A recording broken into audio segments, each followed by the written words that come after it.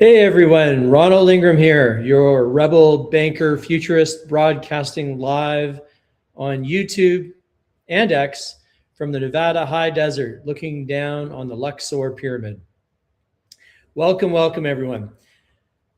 So a quick update on POCK. We've been having a really good run and from the beginning really, and just seems to be gaining more and more momentum all the time. Still very early. I just want to keep reminding people everything that we're doing so far, all the traction that we have has been purely organic, word of mouth, and somewhat significantly throttled by banks and other third parties that throw a lot of friction into the process especially for newbies who aren't really familiar with wallets. Many of them are getting getting wallets for the very first time. So we're walking people through that and learning a lot and learning how to make this program and our product, everything related to it, everything related to POCK and Brok, and Brok being part of the solution, to learning how to make for a ever more seamless onboarding process. For now, making the best of the current situation, it became clear that one of the best solutions for the present, although it may seem like a lofty goal, is to get listed on Coinbase. So it's kind of unprecedented for a program at our stage to be listed on Coinbase, but that would certainly make it a lot easier for newbies and for all the new people that are trying POCK and getting involved in crypto for the first time. It certainly would make it a lot easier if they could just go to Coinbase and fund their account on Coinbase and purchase POCK right there. Obviously, that would be ideal. So did get the application in yesterday, and we do have some of you that are knowledgeable about the industry. You might know that it might seem like a stretch for us, but keep in mind, we're not a meme coin. We're very special. We are this is the only crypto that is being launched by somebody that is from the traditional financial industry, although I'm coming from the fintech and neobank side as well. I'm the first banker and the first futurist that owns a bank that is also launching a crypto project separate from the bank, but I'm the first banker to launch a crypto project. Boom, period. Simple as that. And that, if you're unfamiliar with banking, you know that the scrutiny to be able to buy a bank is extraordinary. And so the last thing you want to do is ever jeopardize your reputation. So that's why, in the past I've done a couple of experiments, very sort of low, just because I could see the potential for this for years. But I've always said, if you look back at my writings, I've always said that the tipping point will come when regulatory bodies provide a framework for innovators and creators that want to innovate and create in crypto and adjacent spaces to go forward with clarity without legal jeopardy. Otherwise, you get people that really don't care or that are really anonymous because they are, and you're not going to attract the right people. So this clarity, you're going to see a whole new range of a whole new caliber of people entering this space, and even in Pump Fund. And I chose Pump Fund intentionally because of the example that I always give about how the perimeter, the fringes, that's where innovation always happens. That's always the most lively place. You think of of zones in downtown sections of cities in the real world. Often that start to become dilapidated. Artists come in and make it cool and to be there, and they beautify the spaces. And next thing you know, it's being, real estate values have exploded and it's being gentrified. And I know that there's people that are for and against that, but I think most people approve beauty. And so what we've been seeing is in the is a lot of shenanigans, which I think are going to be those are going to be dissipate and cleaned up in some cases. And some people are going to voluntarily clean up their act, and others are going to be forced to clean up their act. And we're going to have a safer place for everyone to participate without fear of just being totally scammed. So this is all really, really good for the industry. And so I'm kind of on the vanguard, rebel banker vanguard, if you will, to introduce this a program like this using crypto, using pump fund, using all these parameters. So I think that gives us an edge. Also, we are very differentiated. So we're not a meme coin, basically. Just in a nutshell, we're not just a meme coin. And I don't want to disparage the history and legacy of meme coins. I think it's cool, right? There's been shenanigans, but I love creation and innovation, and you are going to have, it's messy, and it's messy and chaotic. But if you've seen the K-ord, right, concept, right? If you have too much restriction, you basically have stasis and death. Too much chaos, and you have destruction, and pure anarchy is pure destruction and chaos, and is not happy either, right? So somewhere in the middle, you've got this K-ord, this balance between chaos and order, where really great things happen, where new life literally emerges, and that's the space where negentropy occurs versus entropy, which occurs in stasis of death and over control, and anarchy in cases of the fire the fire burning everything down, right? That is, both of those ends of the scale are entropic. Only in the middle is you have the negentropic space where creation and innovation and beauty happen. So I think we've got a good shot with Coinbase to get approved at a stage where many meme coins wouldn't, because we're not just a meme coin. We're a meme coin plus a heavy duty, heavy dose of real solid utility. And that's what is giving us traction. And that's the other thing. We've seen really rapid increases in liquidity, trading volumes, market cap now staying over $5 million consistently. And if I don't know if you all caught this, but I was going through CoinGecko, and they have this little bit on the end where they do a daily updates on their analytics on POCK, and they in the last 7 days, crypto on average has, across the whole industry, at least on CoinGecko, in the last 7 days is up, I think, 2.5%. We're up 248.5% in 7 days.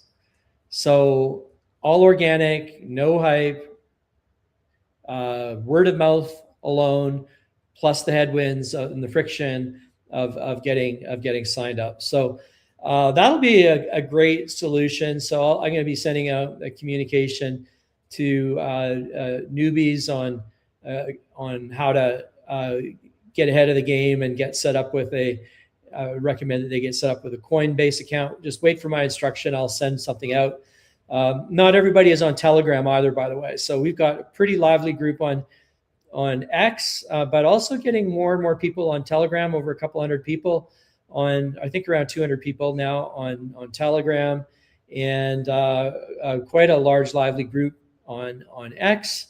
And but in addition to that, there are many messenger groups and messaging apps. There's many people have segmented themselves off into groups that they feel comfortable with. Like there's the Ladies of Las Vegas group, and there are these other groups that are also lively. So there's even more, all these silos of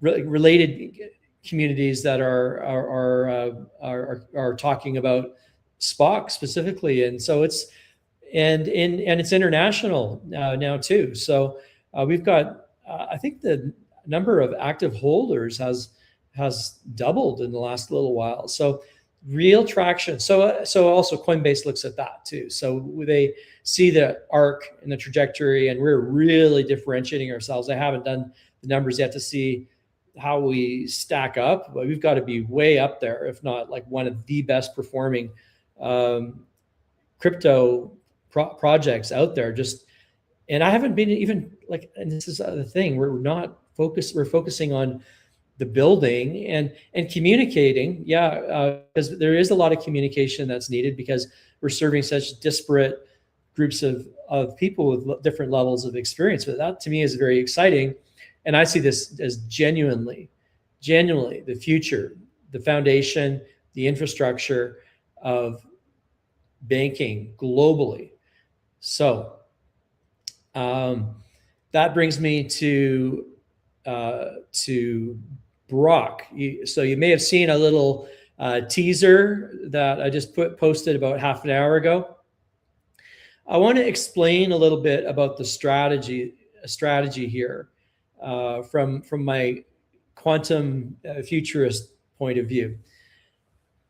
I've always really disliked the phrase it's just business, or nothing personal, it's just business, right?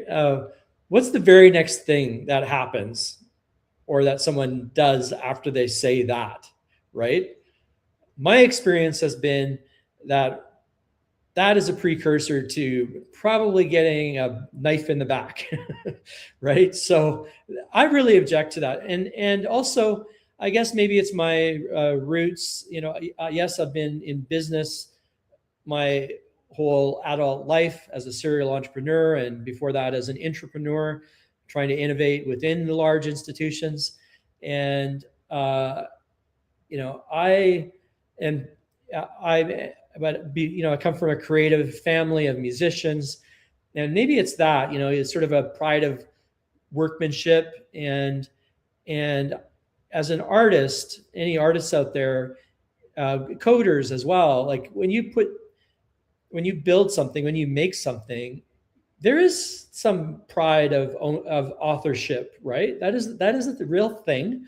And sometimes I say, if I don't have, like if I'm collaborating, I'll say, hey, no pride of authorship here. Just take it, rip it apart. Because sometimes you just need to get the ball. Like when you're in a group, somebody's just got to take the ball and run with it and move forward and get things going. Even if it's an off the wall sounding idea at first, motion, and fortune favors the bold, right? So act, and that leads to reactions, and that leads to creation and innovation.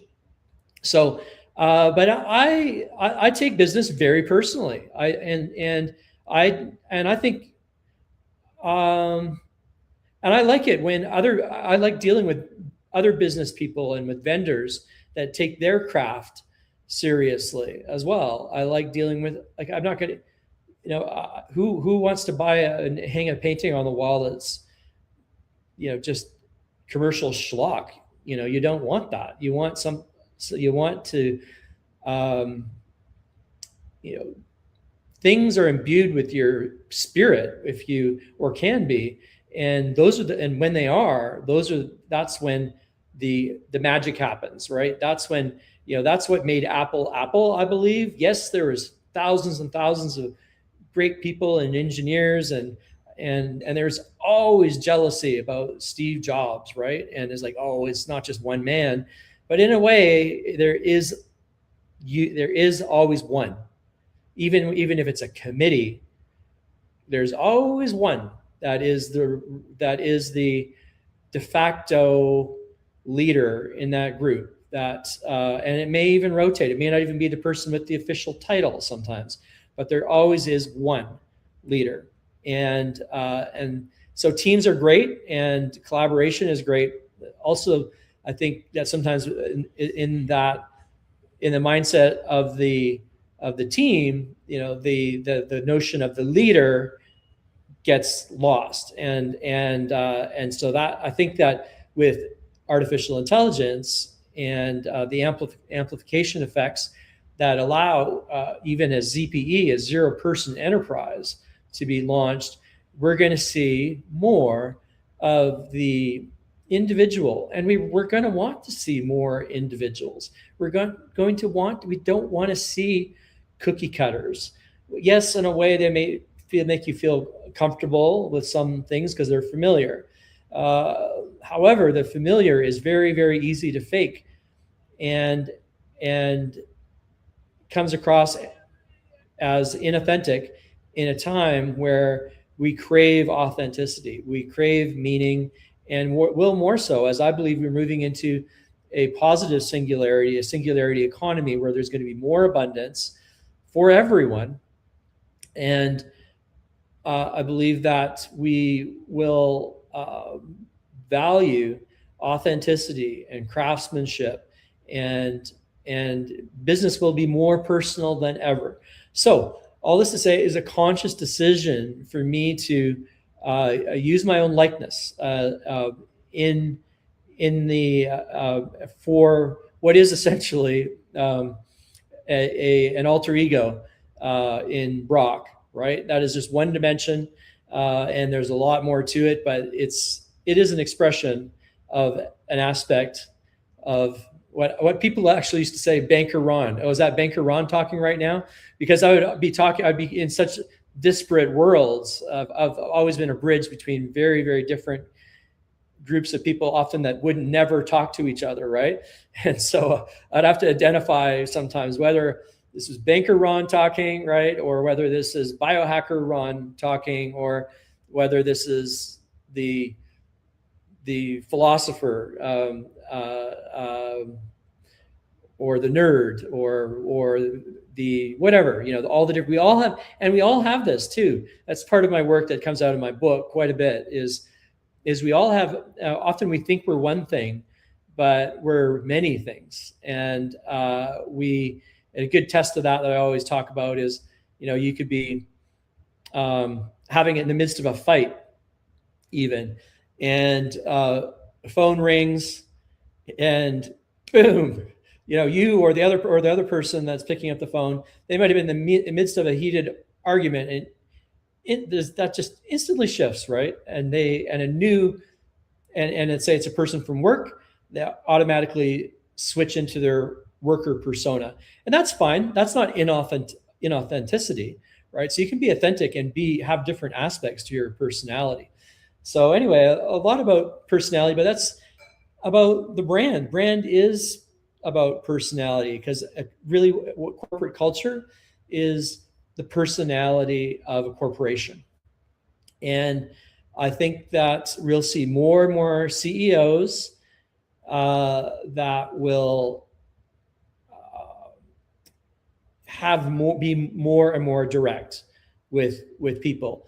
Obviously, it's worked for a few notable people in recent history as well, and that tends to produce in politics and in technology. Elon Musk is kind of known for being pretty direct, right? He's on X all the time, and shares his mind all the time. And at first, and actually, he's a bit of a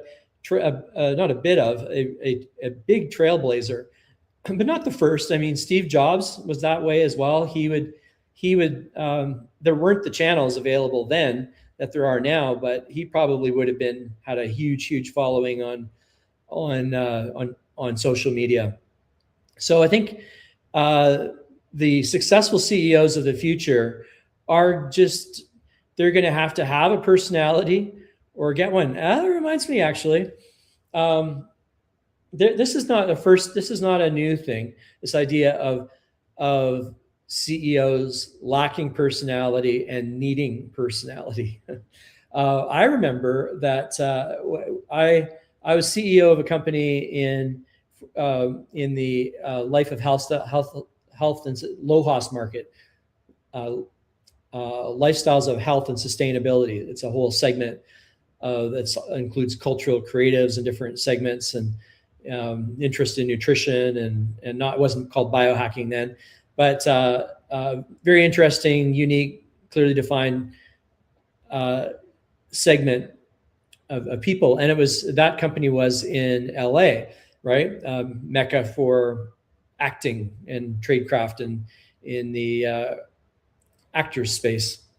So I encountered that. I went to a workshop and for CEOs that we're learning how to be spontaneous. They're taking acting classes, because real true acting, if anyone's studied acting at all, real true acting comes from reaction, spontaneous reaction, and being authentic, not pretending, but by adopting a persona and letting that persona speak, essentially. And so many CEOs during this period of time, this was like the early 2000s, around the first dot-com bubble, we're taking acting classes to try to be less boring. And so in a way, I guess what I'm talking about is an outgrowth of that. And so it's not entirely new, but I think it's going to catch on in a different way, at a deeper level, and because of social media. And I talked about Marshall McLuhan before as McLuhan, the famous media thought leader in media messaging and communications, and shaped a lot of, he's a deep thinker and philosopher in media, and his famous quote that always sticks with me, and is probably his most famous quote, is that the media is the message. And so it's an interesting one to ponder. But one interpretation would be that what we're doing right here, right now, and with this is actually one way, but you have the opportunity to comment. If you hate what I'm saying, you can comment. If you love what I'm saying, please comment. And I hear those signals, and that'll adapt my content that way. And likewise, now with X, if you're used to, hear the mainstream media spouting things that you knew were false, and it could drive you crazy to be hearing these false narratives being spun, and you have nothing, unless you want to yell at your TV screen, which isn't really going to accomplish a lot. It's not going to make a difference, right? Now, that same message is probably on social media, so at least you can, and this is a good use of social media. You can get your thoughts out. You can vent in a draft form, probably is best. And for myself, I've found, and then maybe pull it back, or then say, well, it doesn't really matter. But just this and that this is what that quote means. The media is the message. Is that the form of the media that affects your thinking and affects your consciousness very deeply. And I think in this aspect, in a very positive way, it really encourages critical thinking in a couple of different ways. Those that aren't encouraged to do critical thinking, they're going to fall behind, while the critical thinkers are going to rise. And then people are going to see their success, and they're going to be, maybe, how do I exemplify, or what is it that is successful about this person? And they're going to discover that part of that is critical thinking. And so they're going to start to be, well, I want to maybe explore some critical thinking and maybe question authority, question the messaging that I'm hearing, and try to think through things from perspectives that are uncomfortable, with the realization that my understanding is filtered, and everything that I'm seeing in a sense is a reflection of my own understanding and perception of the world. Didn't mean to get so philosophical tonight, but that's there's a deep strategy which I'm sharing pretty transparently in how Brok is going to be shared. But what is Brok actually right now? So Brok is a multi-agent banking system. It's powered by a number of proprietary or patent pending technologies, and a number of different agents coordinated by the technology. So there's the Neo score to evaluate who and separate malign versus benign, right? So that's the first sort of separator. And also to because it's for machines and for humans. So Brok, that's one of the tools that Brok. So Brok is the face of all these tools. So Neo score that helps us determine and differentiate the malign from the benign, and help us filter out some of those bad actors, and so we don't burn brain cells and emotional energy and cash, waste time and money on those things that we don't want to, and conserve our energy and our time and emotional energy and attention for those things that are at least benign. They still may not be productive, but at least they're well intended.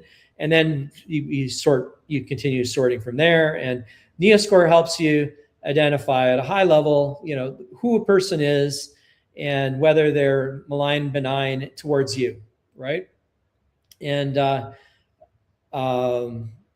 there's a whole, that is the hardest part of this technology, and it's the deepest. That's the part of that is most firmly baked into our technology stack. So that is the core issued patent that was issued over a decade ago now, and has been cited 167 times by big tech and many big tech firms, all the credit bureaus, and for use for new systems for the future. So that's one of the tools. And the Ingram evaluation matrix, that's a really one that's going to come in that Brok is going to use all the time as well. And it can be used, and I'm going to explain how it can be used for every person, not just bankers. So originally, going back to first days that we were talking about this project, and for the development for many years even has been predominantly focused on simplifying,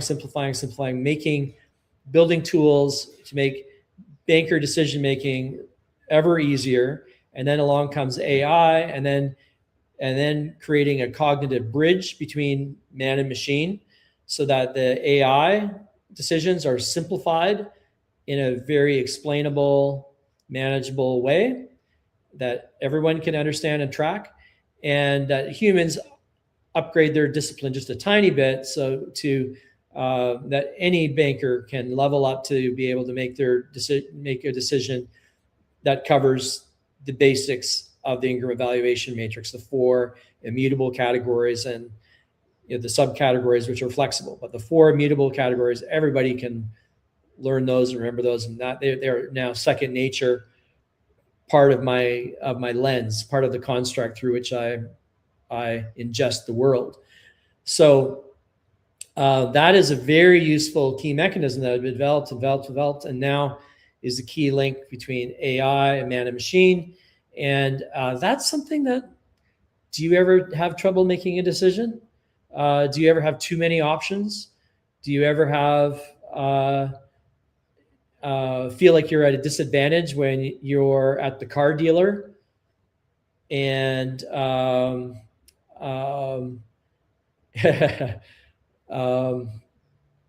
car dealers, you better get Brok. Otherwise, it'll keep the playing field level. And but the best car dealers, the best car salesmen as well, are the ones that last, are the ones that develop relationships with their customers based on integrity and authenticity too. So and so this will, so a good car salesman, car dealer would have a great NEO score, and so that would be threshold number one. Sort of check that off. This is likely a benign person, and then that helps helps you along the path of the rest of the negotiations. But then you start getting contracts and all these things thrown at you, and Grok will allow you to compare and even shop around and notice things in contracts that are unusual, that are thrown at you, that you're so excited to buy whatever it is, a house. Okay, I won't just pick on car dealers. Mortgages are even worse. Paperwork for a car transaction is relatively simple compared to a mortgage, right? Which is ridiculous. A mortgage documentation is insane.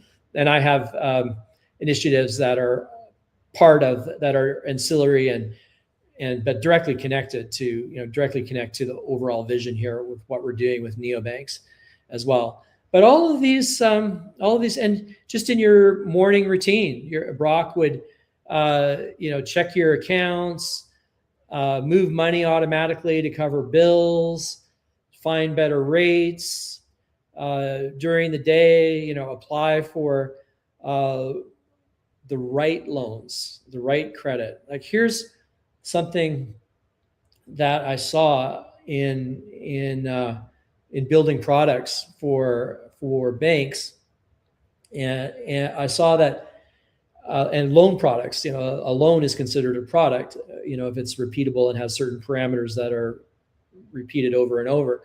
So you have revolving, you have your credit cards, and you have secured loans, and you have term loans. And everyone automatically goes to the credit card, right? And thinking, oh, the rate is 18%.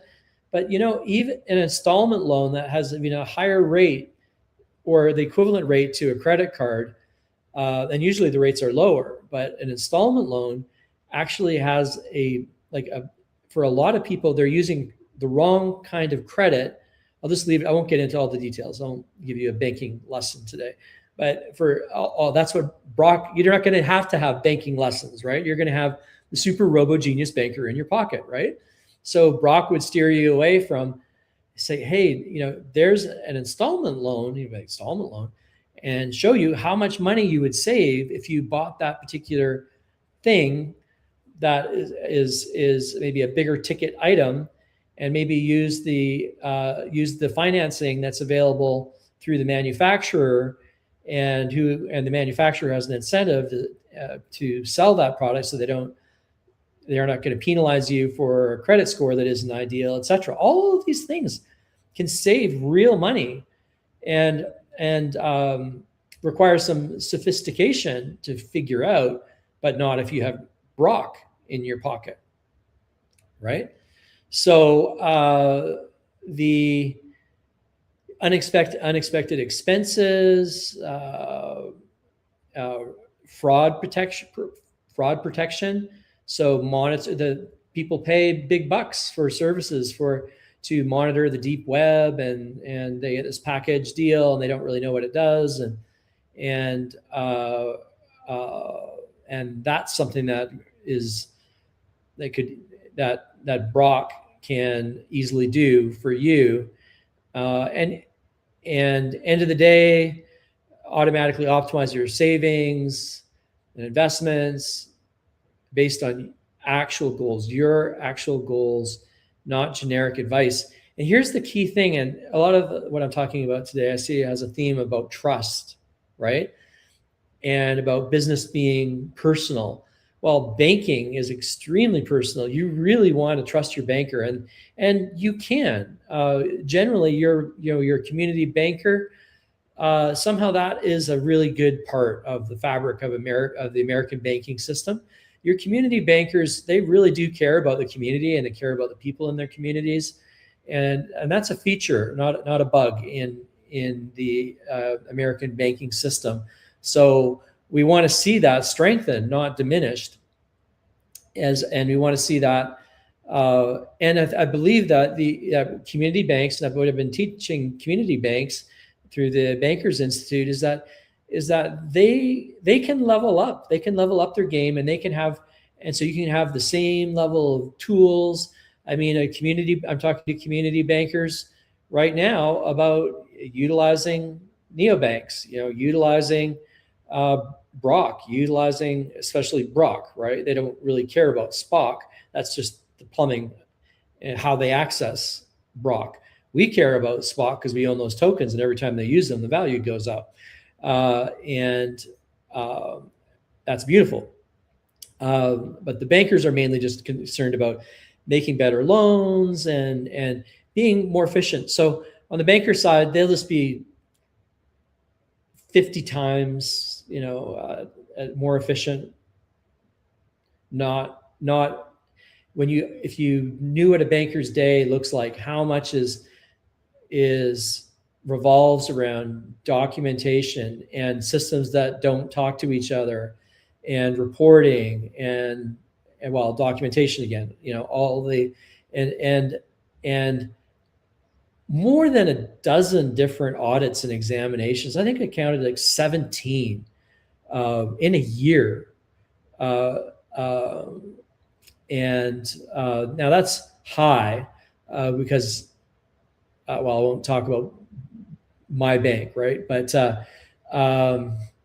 banks in general, I can say that, banks in general that are innovating, they get a lot of scrutiny. So they tend to get more examinations, more harsh reviews. They are under the microscope all the time, and the tiniest misstep, can have serious consequences.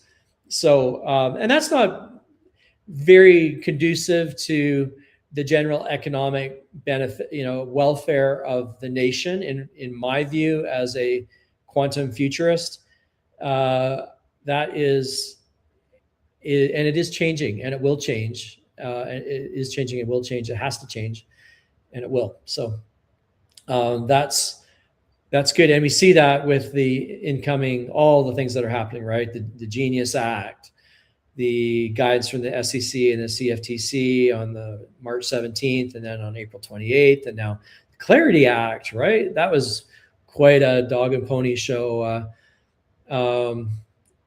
dog and pony show. That's not the right analogy, but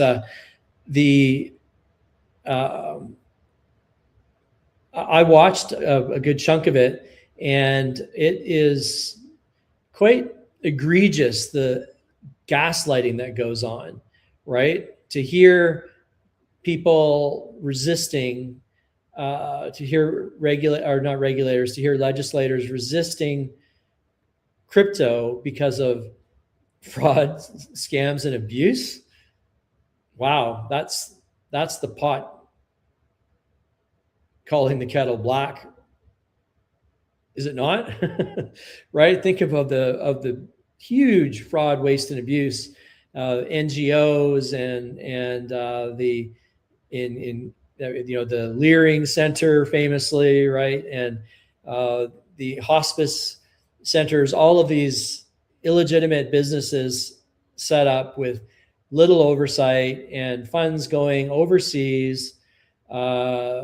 That's where the money laundering is happening, not in community banks. Community banks are paying way more. It's such a, the regulatory burden on a community bank is excessive. It's double. And this is not just opinion. This is data based. As a percentage basis, a small bank costs for compliance are double what, more than double, generally on average, what larger banks allocate for those expenses. And the consequences of mistakes are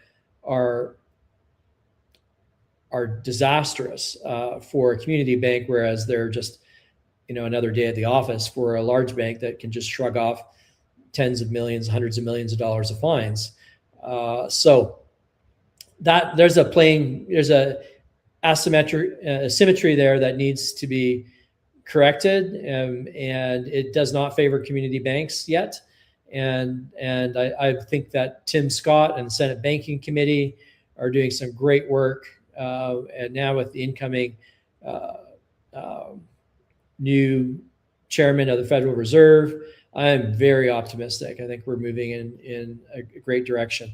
So Brok is really just you're a super genius robo private banker, right? Plus. But that's kind of the easiest way I can think of to sum it up. And I had spent so much time making banking so simple. I thought, why not make this available to everyone? And so you start to see why, and I think more and more people are getting the picture, right?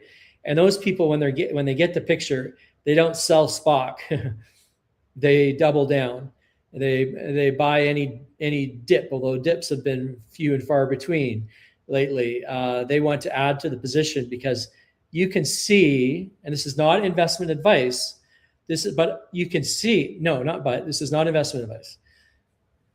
You can see, separate new thought, you can see that everyone would benefit, every family, every individual would benefit by having Brok in their pocket.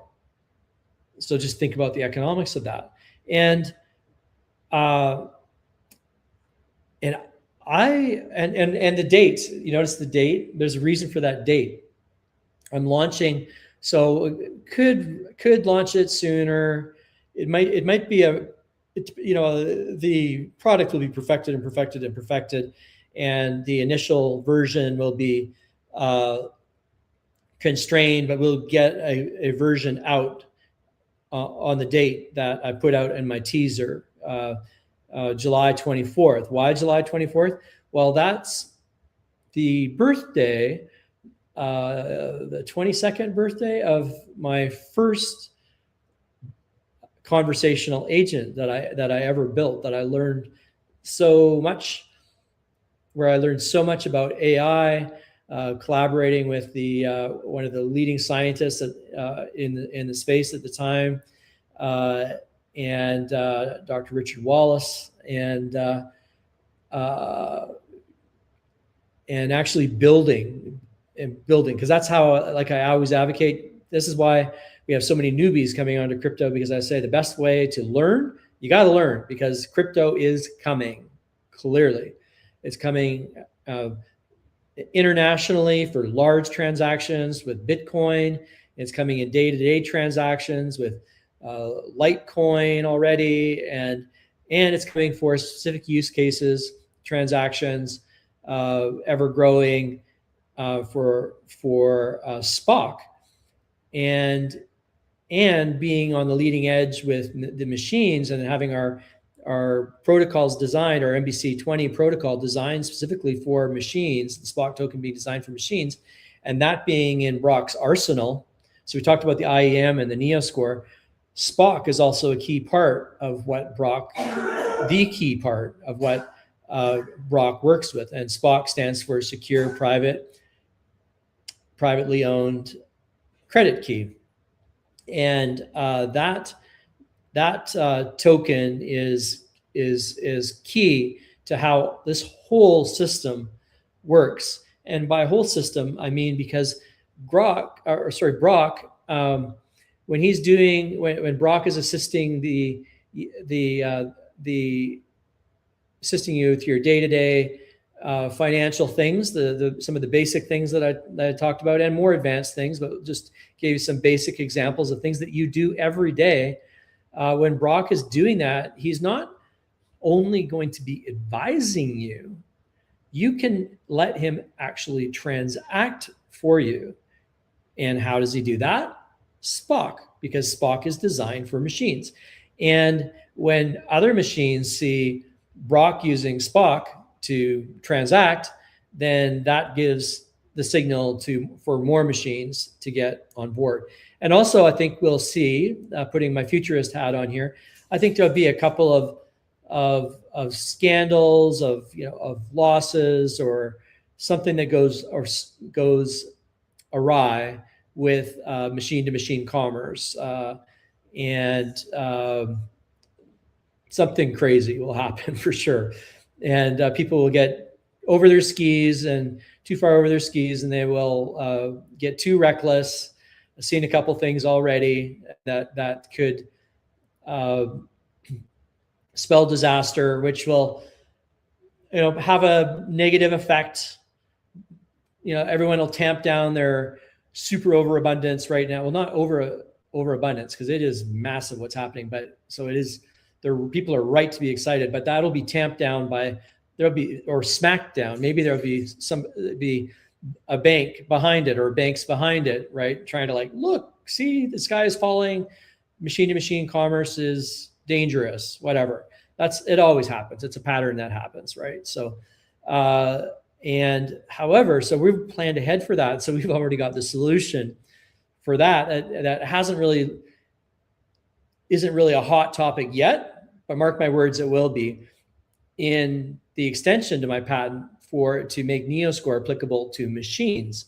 So not only can you identify human bad actors, or at least those with malign intent, you'll be able to do the same thing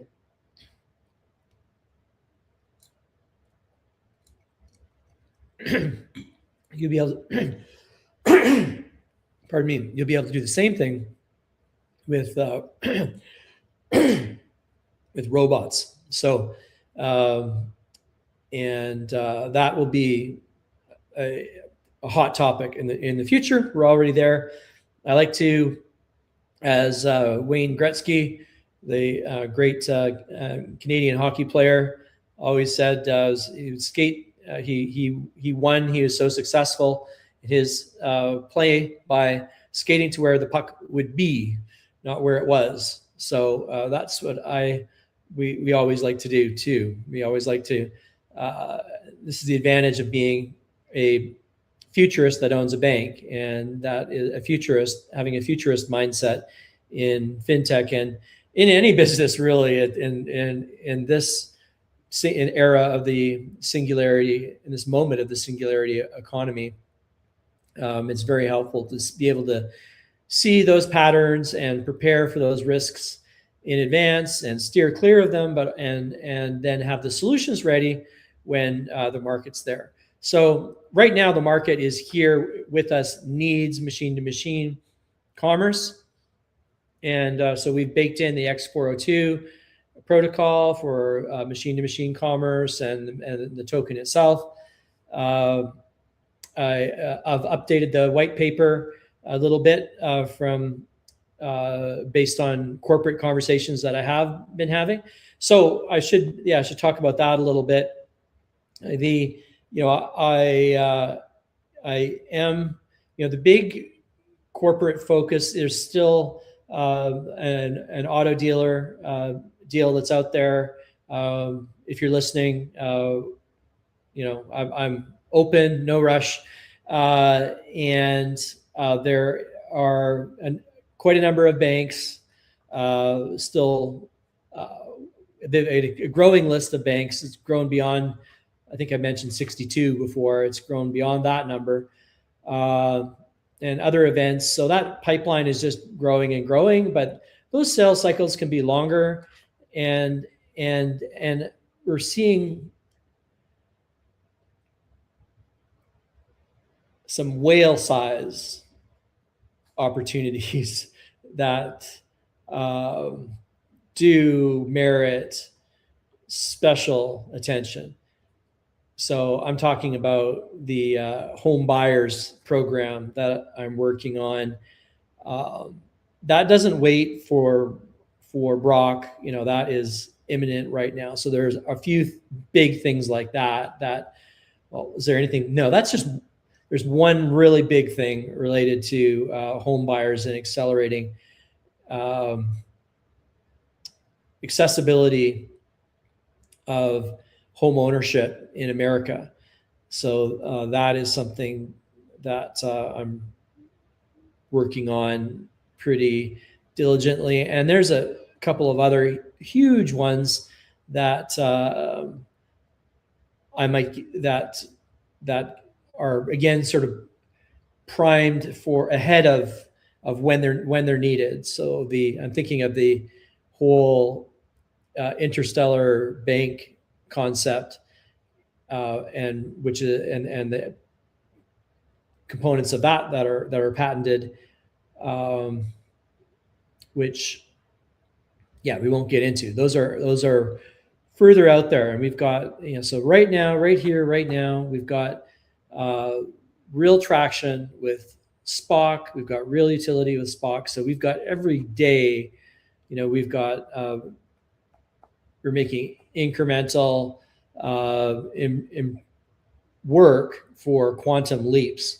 So many of the little things that we do can trigger quantum leaps. Like any little thing that we do on the machine to machine side, any one of those could trigger a quantum leap.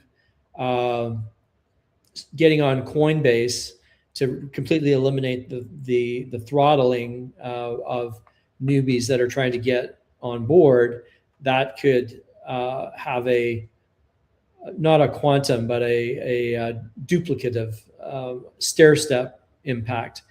And so next milestone, I would say, is goal. I'll say goal. Or milestone is okay as well. I just can't say it's a prediction. We're gonna blow right past 6 million, and that's not a forecast. That's not a forward-looking statement. That's just based on a goal, I'll say. And so the next target is 10 million, and then when Brok launches, that's all of this is still. I don't really consider us to have launched, really. Like launch to me means we have press releases. I'm doing television interviews. There's articles being written, podcasts, interviews. That's launch day to me. So that's what we're talking about with Brok on July 24th. That would be a real launch day.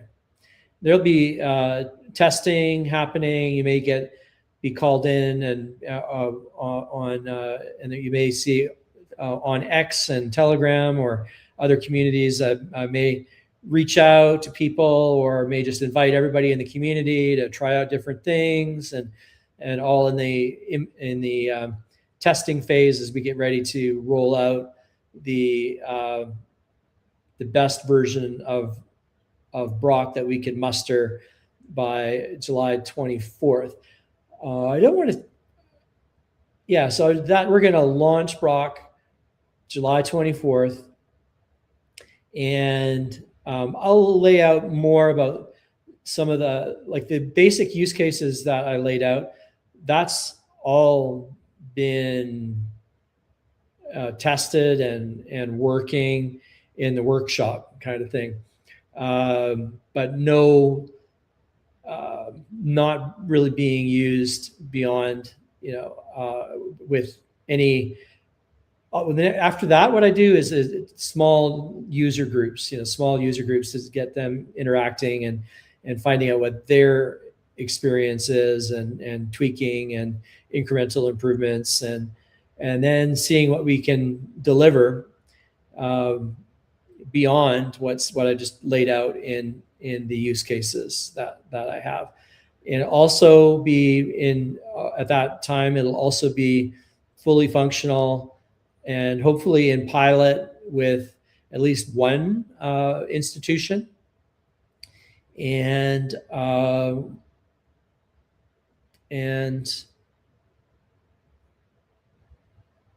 yeah, that's it. So, Brok that's just the truth, no hype.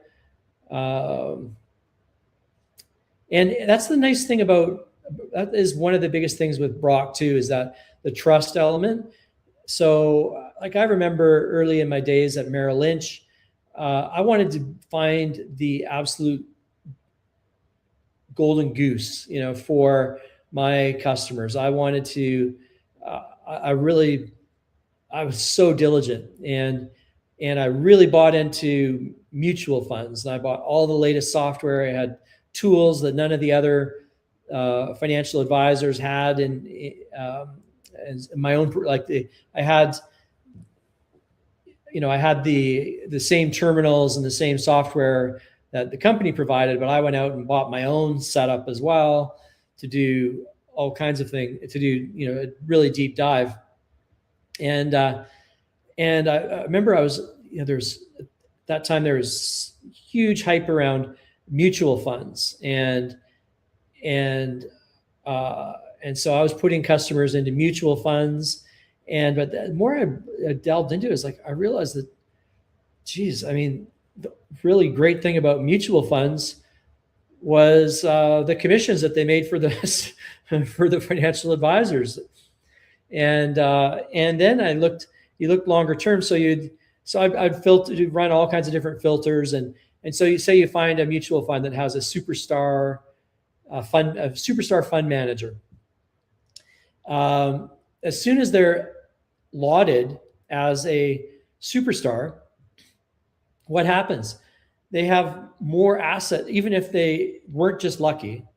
If they did have their methodology wasn't just marketing, if they were really, really good, a lot of times their edge only applied at a certain level of, almost always actually, the edge only applied in certain categories and wasn't scalable.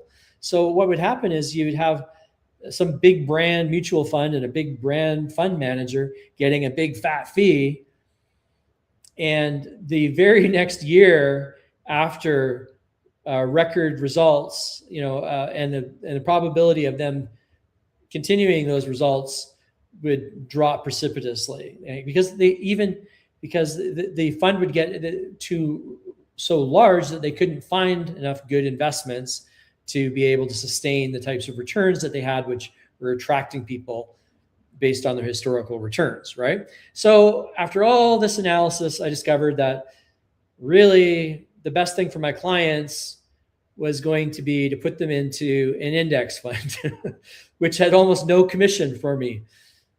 So, and so that's what I did then is I looked at asset allocation strategies. And so then, okay, forget the mutual funds, I'm going to put them in an index fund. So they're going to have exposure to that asset. And we're looking at all the asset allocation strategies, And, but then I started to like a pattern recognition thing. I don't know, maybe it was a little bit of luck, right? But I ended up putting all of my customers into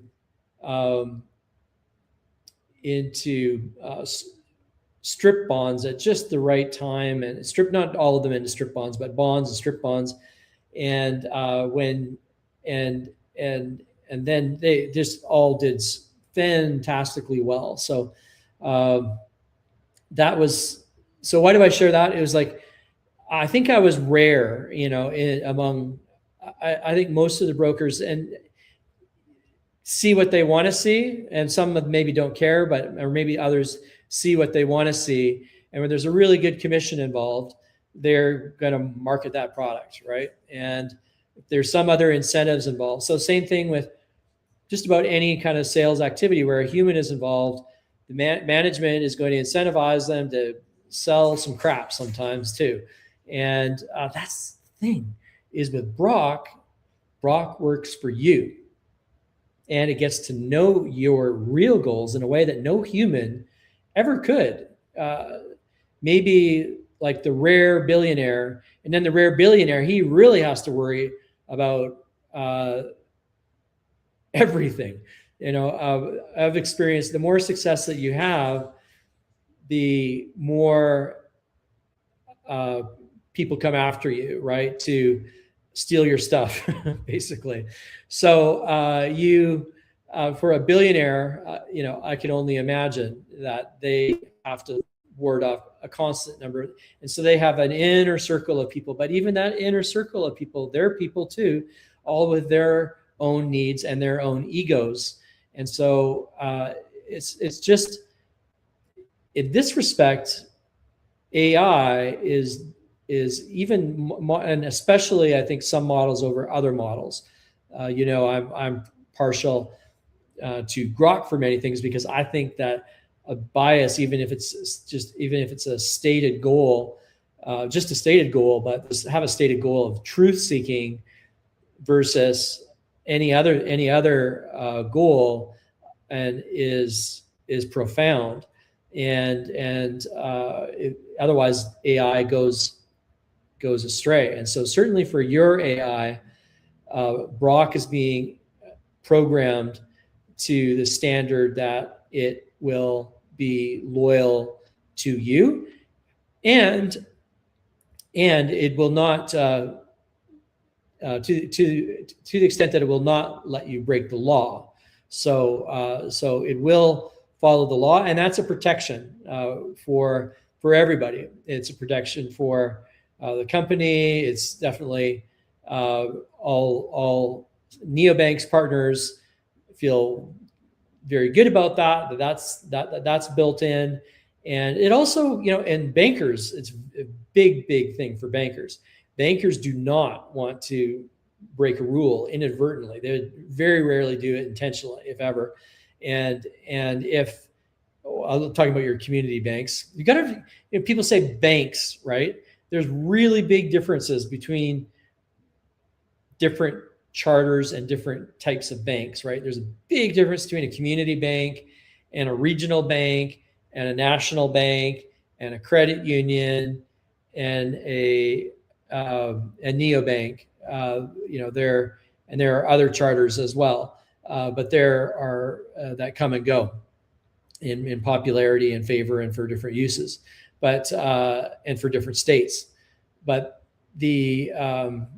but by and large, and I've seen, having been around and seeing the mindset of customer-facing advisors at big brokerage firms and investment bankers versus bankers versus like retail and community bankers and business bankers.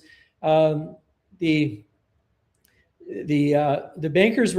community bankers were genuine, really genuine, authentic, and definitely a very matter of fact mindset, which you would expect from your banker, right? To know the rules and really not deviate from them, and they do not want to deviate. So that'll give them great comfort, give everyone great comfort to know that they're not accidentally going to break a rule or even violate their own bank's policies, because the bank environment, Brok actually internalizes the bank's policies and procedures and provides, and the Ingram evaluation matrix provides its output based on the bank's internal policies and procedures, as well as looking at the external environment and any changes to regulation that right up to the moment that they've been published. So, which is otherwise completely unfeasible for a banker to do. So that's why you get to these 50x productivity improvements for bankers that use Brok should be achievable. That's what should be achievable.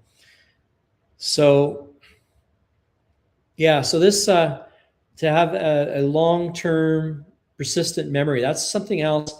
I think that, I have some really unique insights that because I ran BuddhaBot for years actually, and saw how the patterns would evolve and man-machine interface, and the things that make that relationship stick and make it useful, and where that breaks down. And I think that the whole industry still has a lot to learn. We're moving ahead very quickly, and we'll get it all sorted out. But it's very interesting to see, and I've got a unique perspective that's going to give us a unique advantage, another unique advantage in how we roll out Brok and how Brok interacts, and how Brok gets to deeply understand the customer. And there'll be different tiers. It'll be a freemium model, so pay for what you use, and a very minimal fee, and machines can use it too, and very minimal, like microtransactions, and so it's going to be everyone will be able to afford it, and the money that you would save on one loan, one good transaction, one bad decision avoided, life changing. So you can see how this is going. You can see why I believe our goal of $1 per SPOC is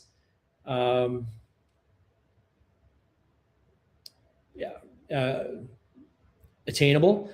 And also the language thing, of course, that's easy. The Buddhabot, Buddhabot spoke 120 different languages. So the language side of things, that's using the models that the agentic stack that we have, so we could service the whole world. I made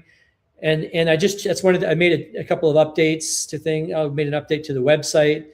I put in the total addressable market as 8 billion. Because I know that's more than the population of the planet. That includes every human over 15 and every machine. And so actually that number is very conservative when you think about machine to machine commerce. Many people are saying that there will be more instantiated robots than humans, never mind artificial intelligence. And how do you even measure that? Well, I have a way to measure that, FTEP, but the AI sort of using an FTEP model, you could say that very quickly, the AI population, the agent population, and robotic population will greatly exceed. So those numbers we're talking about, 24 billion is one estimate that I have, 24 billion, because every machine, every agent is going to be a consumer of, or is a potential consumer, not is going to be, but is a potential consumer. So a total addressable market, right? We don't expect that we would get everyone on the planet, but just like, how crazy was it to think that everybody would have a computer? Everyone would have a car, right? Not everyone has a car, but everyone would have a mobile phone, right? All of those things, are common. And so the barriers for this and the costs are much lower. So it's very easy to imagine that everyone would have Brok on their phone. So with that, I'll let you think about that, and give us a like, and more importantly, give it comments. Just what you'd like to hear more about. Anything, any comments, that I do read everything, and that goes for YouTube too, because we're simulcasting on YouTube. So anybody on YouTube, I'd suggest you look us up on X, and we've got a thriving community on X. Just look up Ronald Ingram, at Ronald Ingram, and yeah. Is there anything else? Well, we're at an hour, so I feel like there's so much more. There's always so much more. So very exciting times, and we will talk to you in a couple of days. Same time, same place. Live long and prosper.